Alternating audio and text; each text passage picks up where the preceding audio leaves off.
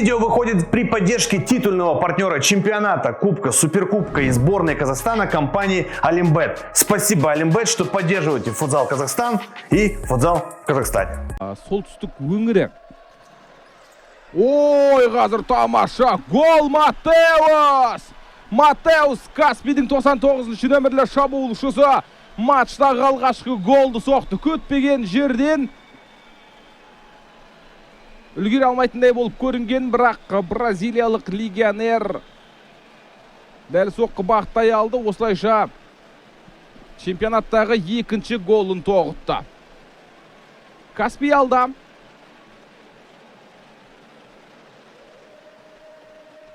Қатарынан екінші матчта гол соғып отыр.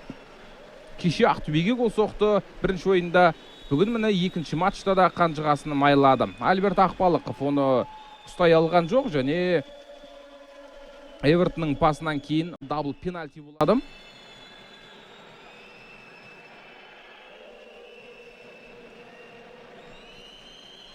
Филиппин нүктеге келді. Ақтөбе болса екінші таймда әзірше фол жасаған жоқ. Ой, тамаша соққы Чураско! Әлде Бока ма?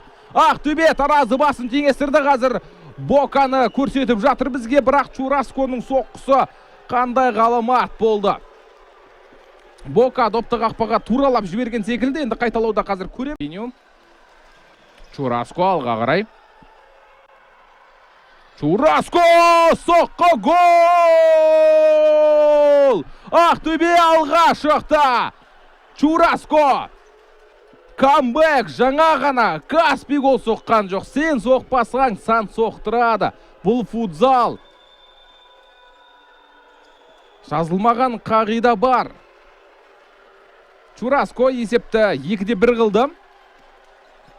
Бразилиялық легионер осы маусымдағы 12-ші голын тоғытты.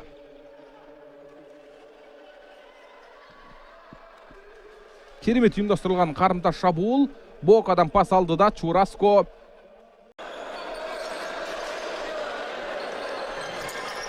Иманалин. Чураскоға. Чураско. Бока. Филиппиню. Бокаға қайтарды, қақпа маңына пас. Гол! Чураско есепті 3-1 қылды. Шамасы осымен интрига бітті.